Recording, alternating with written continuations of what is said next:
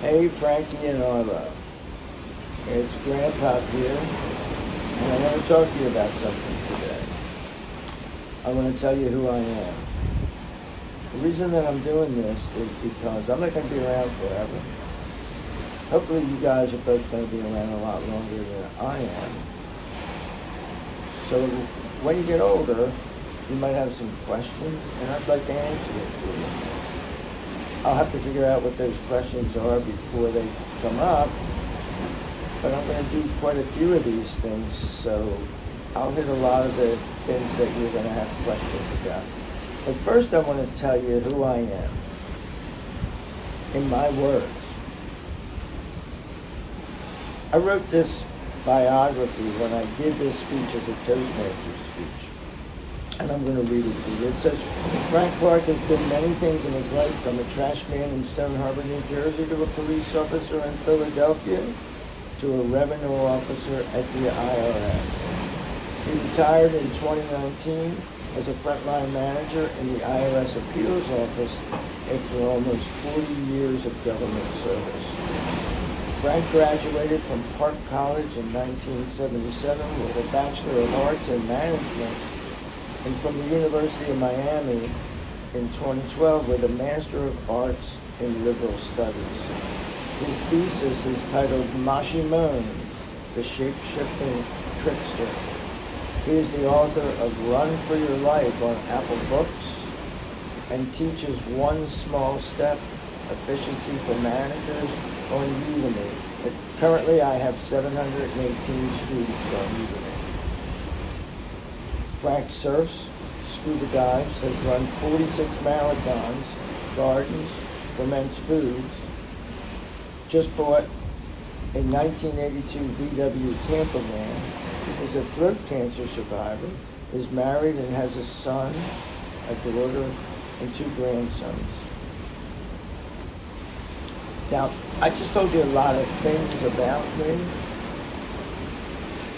but I didn't really tell you about me. I did all those things. In fact, one of them's kind of a lie now because I just sold the 1982 camper van. And when I returned from this trip, which is a long trip where we're going to go eventually to Morocco and then all through Europe, up into England, and sail back to New York, and then go back down home to Jacksonville. And then when I get back there, I purchased a 1981, almost the exact same camper van, just much, much nicer. It's totally redone. Has all the things done to it that I wanted to do to my van. So to tell you about who I am, I'm going to tell you 3 things. First is that I'm a born-again Christian, but I drink like a sailor, and I curse like a fish. And I said it wrong that time. I don't do it that way. I curse like a sailor, and I drink like a fish. The second is that I wrote libertarian, but for 28 years I worked at the Internal Revenue Service. And the third is that I'm a surfer, diver, cyclist, jogger, hiker. But if I stood up right now, you'd see that I could stand to lose a few pounds. Now, if you were paying attention, during those 3 sentences, you notice that each one of those sentences had the word but in it.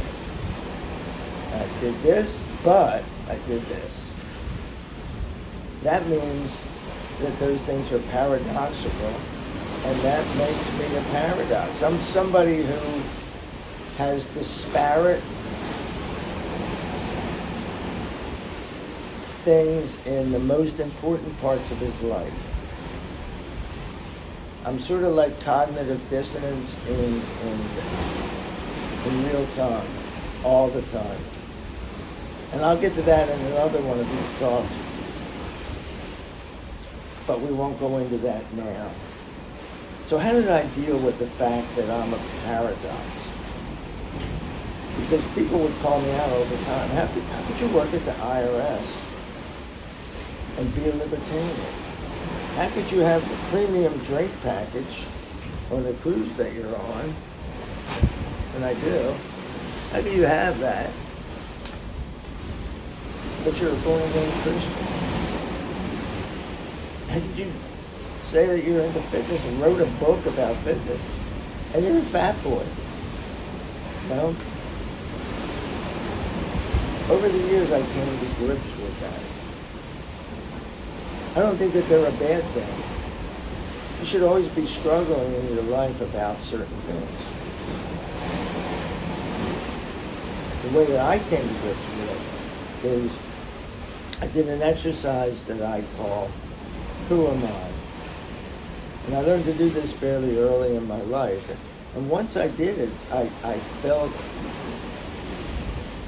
very, very good about myself, even though I lead a very paradoxical life. Now, how do you do Who Am I? Very simple. Get a piece of paper and a pen. Well, that's kind of old school, isn't it? Take out your cell phone, open up some sort of a note document, and just quickly write down everything that makes you who you are, that makes you what you are, all the roles you have in life, all the loves you have in life. Write them as quickly as possible, and write them until you kind of run out of them. Now, that's never going to happen, especially if you're me, but do it until you start to run out of ideas like this. Now, take a look at those things, because they're going to tell you something about yourself right up front.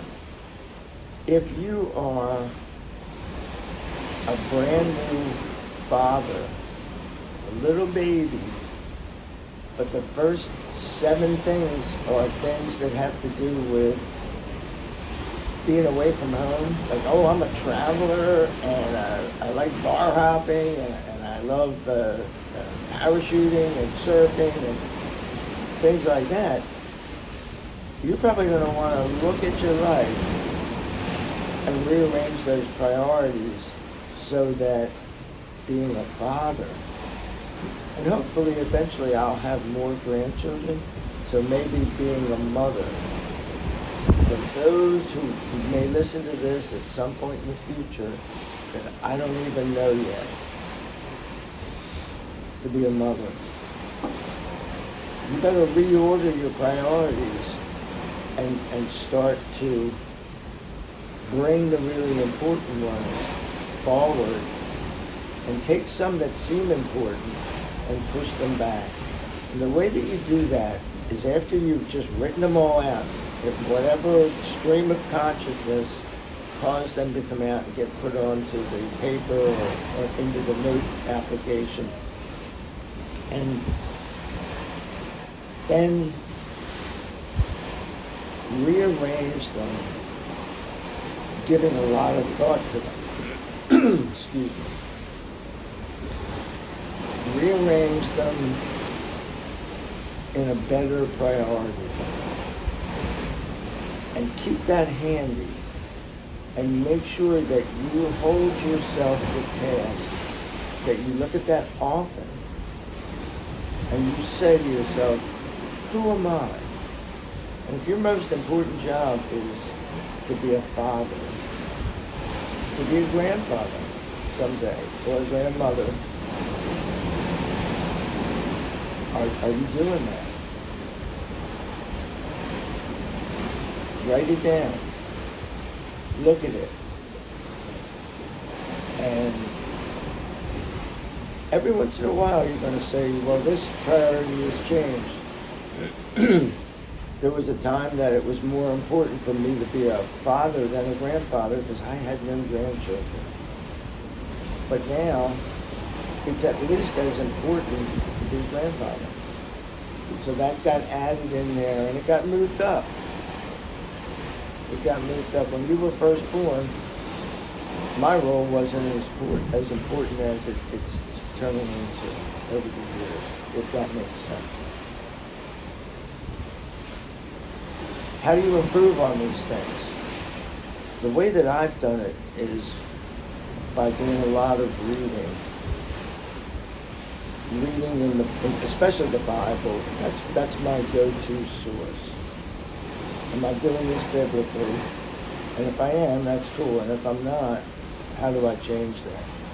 But also, I've read a lot of self-help books over my life, and they've been very helpful. I like to read things like philosophy and psychology, people like Carl Jung, and I've learned a lot from that. And I found in Jung something, I want to read this, I don't want to get it wrong, but he said, wholeness is not achieved by cutting off a portion of one's being, but by integration of the contraries. And that really spoke to me. It said, you can be a paradox, but if you strive to be a better person every day, then it's cool. So guys, and hopefully someday gals, peace out. See you next time.